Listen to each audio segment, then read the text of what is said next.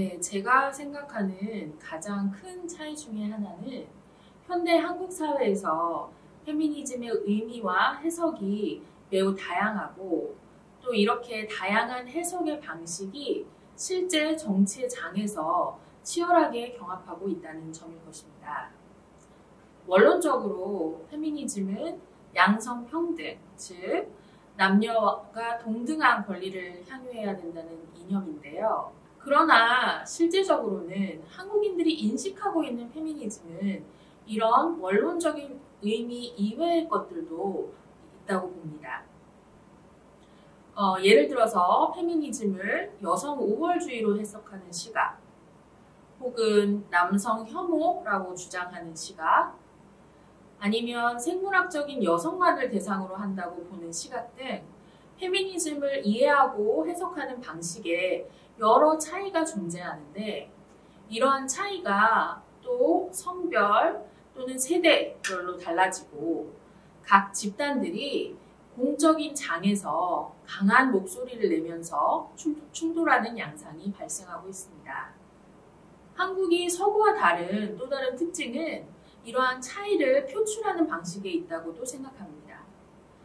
여러분들이 아시다시피 한국은 민주주의를 광장에서 시민들의 집단적인 시위로 쟁취한 역사가 있는데요. 이는 민주화 시위처럼 때로는 공격적이기도 했고 또 이후에는 촛불 시위와 같이 평화적으로 이루어지기도 했습니다. 이렇게 시위 문화의 확산과 강한 대중적 의지의 표출은 한국 민주주의의 특색 중에 하나라고 할 수가 있겠습니다. 이는 온라인에서도 마찬가지입니다. 온라인에서 벌어지고 있는 성전쟁은 지금 서로에 대한 혐오와 조롱, 비난이 굉장히 공격적으로 빨리 공유 또는 확산하고 있고, 이런 온라인상의 공격성 및 급진성은 정치적 영역을 포함한 오프라인에서도 구현되고 있는 현실입니다. 또 하나 주목해야 할 점은 페미니즘의 양상이 세대별 차이를 보인다는 것입니다. 한국의 젠더 갈등은 현재 20대 사이에 급격하게 나타나고 있습니다. 그런데 서양에서는 20대 못지않게 5, 60대 여성들도 진보적인 양상을 보이고 있는데, 이는 2차 페미니즘의 물결이 일었던 1970년대 그리고 80년대에 그 여성들이 젊은 시절을 보냈기 때문이라고 볼 수 있습니다. 그에 비해서 한국의 5, 60대 여성들은 지금은 남성들과 비슷하거나 더 보수적인 태도를 보이고 있습니다. 이와 반면에 페미니즘 운동을 경험한 20대 여성들은 지금도 진보적이기 때문에 아마 30년 후에도 진보적인 태도를 보일 가능성이 큽니다. 또한 서구에서는 여성 혹은 남성이 노동시장에 진입하면서 성평등 의식이 확산되는 현상을 보이는데요. 한국에서는 이런 현상이 많이 나타나지는 않는 것 같습니다. 오히려 한국에서는 노동시장의 성별 분리에 대해서 관대한 경향을 보이는 것이 특징적이라고 할 수 있습니다. 이런 점에서 노동시장 참여율이 상대적으로 높은 30, 40대 한국 여성들이 왜 진보화되지 않는가에 대해서도 한번 생각해 볼 필요가 있을 것 같습니다.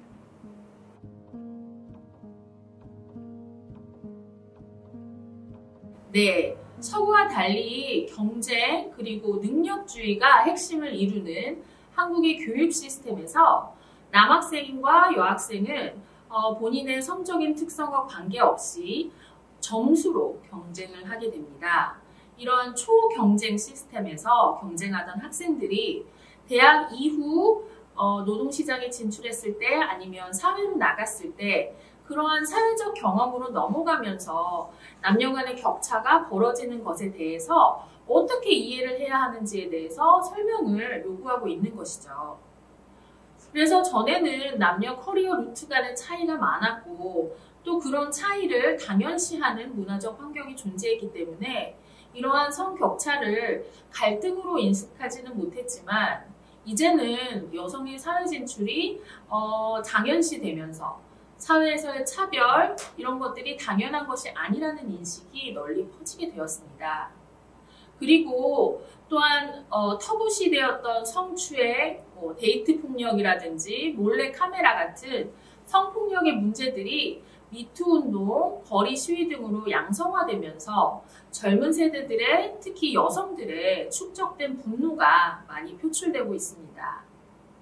이러한 현상이 꼭 나쁜 것이라고 생각하지만은 않는데요. 그동안 한국 사회에서는 학력차별, 계급차별, 지역차별 등 다양한 종류의 사회적 갈등과 위계가 존재했습니다. 물론 당연히 성차별도 존재했지만 성차별은 주로 개인적인 영역의 문제로 느껴질 뿐 구조적이고 정치적인 문제로 인식되지는 못했습니다. 그러나 2000년대 김대중 정부 이후 여성과 관련한 법안들과 기구들이 많이 만들어지게 되었고 또 2015년 전후로 또 한 번 여성 문제가 중요한 사회 문제로 대두되게 됩니다. 어떻게 보면 20, 30대는 이러한 시대에서 나고 자란 세대였는데 이러한 변화를 직접적으로 겪은 세대이기 때문에 이러한 성차별의 문제에 대해서 더욱 민감하게 반응하게 되지 않나 하는 생각입니다.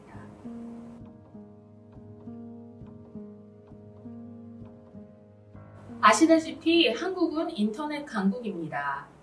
인터넷을 위한 인프라 환경이 잘 구축되어 있다는 측면에서도 그렇지만 한편으로는 인터넷 커뮤니티가 매우 활발하고 그 영향력이 매우 크다는 점에서도 인터넷 강국이라고 볼 수 있습니다. 특히 인터넷 사용이 활발한 20대는 여러 가지로 인터넷 담론을 소비하고 재생산하고 확산하고 있습니다. 또한 정치권과 기업에서는 이러한 갈등에 민감하게 반응하면서 인터넷 담론이 더 힘을 얻어가는 것 같습니다. 그래서 인터넷 커뮤니티의 극심한 대립이 앞서서 얘기한 젊은 세대들의 정치적인 행동에도 매우 큰 영향을 미치고 있는 것이라고 생각합니다. 네, 한국 정치에서 여성의 비율은 OECD 국가 중에 하위 수준에 머물러 있습니다. 2022년 현재 여성 국회의원은 300명 중에 57명으로 19%를 차지하고 있고요. 지방으로 단위가 내려갈수록 비율은 약간 더 높아지긴 하지만 전체적으로 봤을 때 선진국의 지위에 비해 하위권을 형성한다고 할 수 있겠습니다. 가령 행정기관인 광역단체장 같은 경우에는 여성은 후보조차 내지 못하고 있을 정도로 여성 정치인의 활동이 제한적이고 불균형적입니다. 입법기관에서도 또한 비례대표와 초선 의원의 비율이 높기 때문에 여성 정치인의 능력보다는 정당의 공천 방식이나 선거 제도 등 외부적인 요인에 의해서 여성 정치인의 대표성이 결정되는 경향이 강하다고 볼 수 있겠습니다.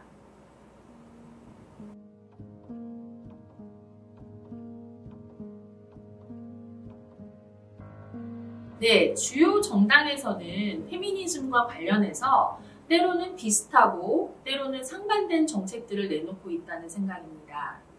더불어민주당에서는 문재인 대통령이 페미니스트 대통령을 자처한 이후로 많은 역풍을 맞았기 때문에 현재 대선 후보인 이재명 후보는 닷페이스 같은 인터넷 방송에 출연하기는 했지만 이 또한 반발이 워낙 심해서 성평등 문제에 대해서는 조심스러운 입장을 견지하고 있는 것 같습니다.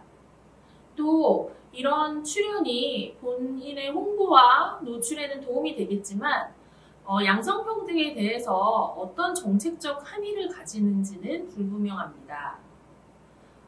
또한 윤석열 후보는 보다 명확하게 여성가족부 폐지 등의 정책을 내놓으면서 성평등 정책에 대해서 유보적인 입장을 취하고 있습니다.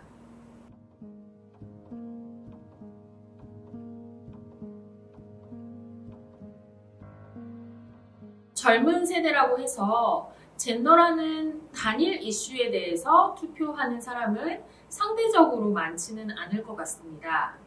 그렇지만 후보의 젠더 의식을 어떤 신호로 삼아서 각 후보의 사회적 감수성을 파악하려는 노력은 할 것이라는 생각이 듭니다. 특히 이번 선거는 두 주요 후보 간의 지지율이 매우 근접하기 때문에 최대한 많은 표를 얻기 위해서 양 후보들이 노력하고 있는데요. 윤석열 후보는 여성가족부 폐지를 공약으로 내세우면서 젊은 남성들을 포섭하려는 노력을 하고 있습니다. 또한 국민의힘 이준석 대표는 그동안의 여성 정책이 엘리트 중심적이고 따라서 보편성을 가지지 못한다고 비판하면서 성별 우대 정책에 반대하는 입장을 보이고 있습니다. 이렇게 정당들이 여성 문제의 일관성을 보이지 못하는 이유는 20대 여성들이 20대 남성보다 대안투표를 더 많이 하고 있는 상황이기 때문인데요. 여기서 대안투표라고 함은 두 개의 주요 정당 이외에 제3의 정당에 투표하고 있는 성향을 말합니다. 그래서 더 보수적으로 결집된 20대 남성에 비해서 여성들이 대안투표를 많이 하기 때문에 20대 남성의 표를 끌어오는 것이 현실적으로 더 유리하다는 판단 때문인 것 같습니다. 그런데 반대로 생각하면 젠더 이슈가 특정 유권자 집단에게 중요하다는 판단을 한 것으로도 생각이 됩니다. 그래서 이번 선거를 시작으로 앞으로의 선거에서도 젠더 이슈는 이렇게 필요에 따라서 표를 얼마나 끌어올 수 있느냐에 따라서 이용될 확률이 크다고 생각합니다.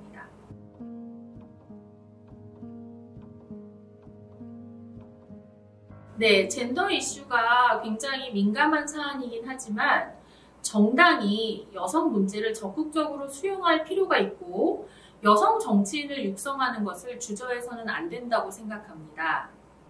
여러분이 아시다시피 현대의 제도는 역사적인 산물입니다. 한국 정당 정치의 역사가 대부분 남성 중심의 가부장적 문화 안에서 발전해 왔다는 것은 부인할 수 없는 사실이죠. 그래서 정당의 공천 방식이라든지 국회의 위원회 구성 등을 보면 여성 정치인이 얼마나 주변인의 위치에 있었는지를 알 수 있습니다. 이렇게 여성이 정치적으로 저대표되는 현상이 과연 여성의 능력이 부족해서일까요? 아니면 한국 유권자들은 이렇게 남성들이 점유하고 있는 정치적 상황에 얼마나 만족하고 있을까요? 만약 성별 불균형이, 이 국회에서의 성별 불균형이 여성의 능력 부족 때문이라면 지금까지 국가가 해온 교육이나 노동, 사회 정책 등에 착오가 있지는 않았나 생각해 볼 필요가 있겠습니다. 또한 정치계에서 일어나는 부패나 성비위 문제 등이 남성 중심의 위계적, 폐쇄적 문화에 기인한다고 볼 수 있지 않을까요?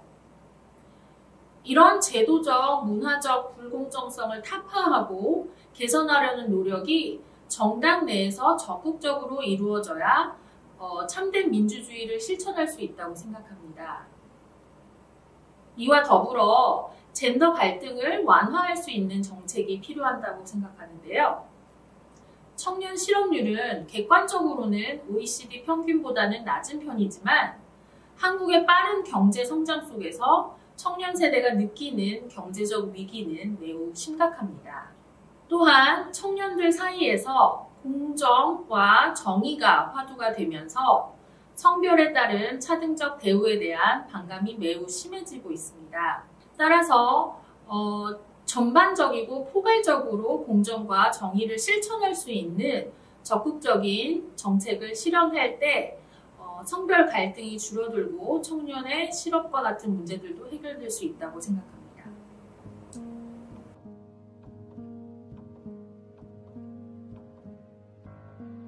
한국에서 페미니즘이 어떻게 발전할 것인지는 한국이란 나라가 궁극적으로 추구하고자 하는 가치가 무엇인지와 연관된다고 생각합니다. 한국 전쟁 이후의 짧은 기간 동안 한국은 경제 성장이라는 가치를 중심으로 집단적인 노력을 기울여왔고 그 가운데 사회적 약자를 배려하고 삶의 균형을 맞추려는 정책은 정치적 우선순위에서 밀릴 수밖에 없었습니다. 이렇게 계속해서 경제 성장에 기반한 힘, 부, 성공과 같은 가치를 가장 우선시한다면 효율과 경쟁을 최우선하는 정책이 파생될 것입니다. 그러면 적극적 정책이라든지 여성 관련한 정책은 경쟁의 룰을 저해하는 역차별로 인식될 수밖에 없습니다. 하지만 한국이 국제사회에서 경제적 역할 이상의 선도적인 역할을 하기 위해서는 경제적, 문화적 리더십도 필요하지만 국제사회가 요구하는 사회적 가치 규범을 앞장서서 지키려는 노력 또한 필요하다고 생각됩니다. 또한 한국이 세계적 수준의 경제 규모와 문화적 자원, 정치 제도를 갖춘 지금 페미니즘과 같은 정치적 권리와 보호의 요구가 폭발적으로 나타나는 현상이 꼭 나쁜 것만은 아니라고 생각합니다. 다만 이런 현상이 어떻게 폭력적이고 파괴적인 방식으로 발전하는 것을 막을 수 있을까 하는 것은 중요하게 논의되어야 될 사안이라고 생각합니다. 따라서 앞으로는 이런 젠더 불평등에 대한 사회적 문제의식은 유지하되 젠더 갈등의 양상을 조정하려는 정치적 노력이 필요하다고 생각합니다. 또 마지막으로 젠더 갈등이 정체성의 문제인지 아니면 이해관계의 문제인지에 따라서 이 젠더의 정치화 방향이 달라질 것이라고 생각합니다. 젠더 문제를 정체성 정치의 측면에서 본다면 나와 타인의 정체성에 대한 존중 그리고 불간섭 이런 문제로 본다면 한국의 페미니즘은 여성뿐 아니라 성소수자 등의 권리와 인권을 보호하는 방향으로 나가게 될 것입니다. 하지만 성별 자체가 아닌 성별로 인해 겪는 불합리한 대우나 성범죄 등의 직접적인 폭력, 군대 징집에서의 역차별 가능성과 같이 성별과 관련한 이해 중심의 정치사회적 이슈가 중심이 된다면 성정체성보다는 성별 분리와 관련된 정치적인 논의가 주를 이룰 것 같습니다. 이런 점에서 현재 한국 정치에서 여성 문제는 중요한 분기점이 있다고 할 수 있겠습니다.